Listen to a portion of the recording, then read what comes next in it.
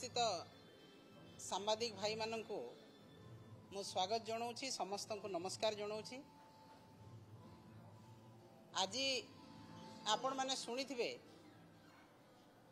सुभद्रार तृतीय किस्ती दौरान सरकार एवं यही तृतीय किस्ती जहाँ दौरान बोली बाहबा ने कौन से माने कहिथिले एवं कौन करिसंती भोट नेबा पई महिला मानकु प्रतिश्रुति देइथिले जे आमे 50,000 टंका लेखा देबु 6 मास रे एवं से 50,000 टंका गोटे दिन रे देबु एवं वर्ष को 2 थर देबु से 50,000 टंका कुआडे गला एवं जेते बेले भोट सरिला बीजेपी सरकार शासन रे बसिले से ही दिन महिला मान को भूली गले महिला मान को प्रतारणा कले एवं से 50,000 देवा ना रे मात्र 5,000 देले जेते बेले दिया जाउथला महिला मान को टंका से ही समय बड़ बड़ अक्षर रे 50,000 लिखिले किंतु देले 5,000 एटा कोन प्रतारणा नुहे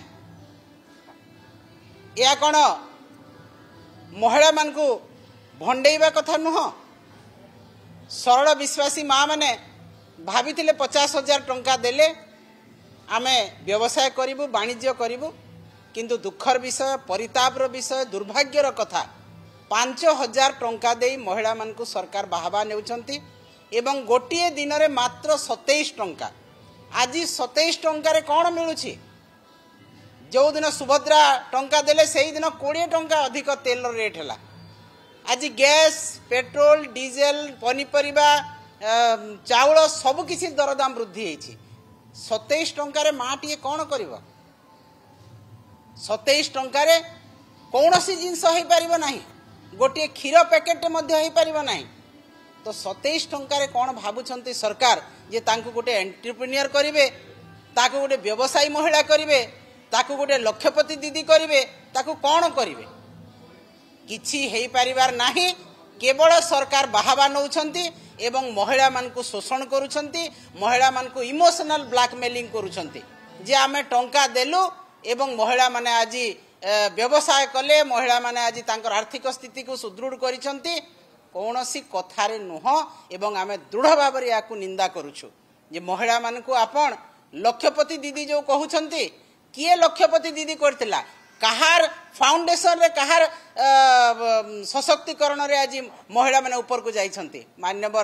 पूर्वतन मुख्यमंत्री नवीन पट्टनायक महोदय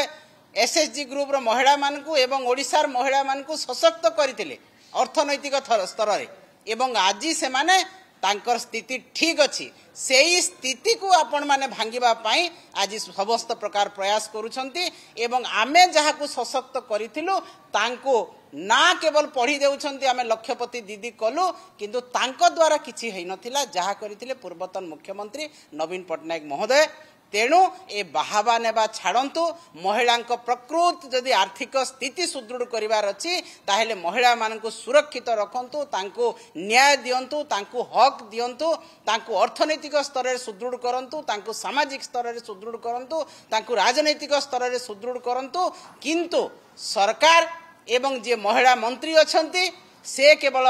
टीवी रे मीडिया रे खाली बाहबा नेबे आमे द्वितीय किस्ती देलु आमे तृतीय किस्ती देलु किंतु प्रथम कथा जहा 50,000 टंका जो महिला को देबा कथा आज 5,000 गोटे दिन रे मात्र 27 टंका भिक देला भलिया से माने भाबुछंती महिला मान को एवं भिक दउछु बोली कि बाहबा नउछंती भिक देकी केही बाहबा नियंती नाही 27 टंकार कोन मूल्य अछि आजिका दिन रे तेणु उपमुख्यमंत्री महोदय जो बाहबा नौछंती आमे याकू घोर निंदा करूछु बिजु जनता दल घोर निंदा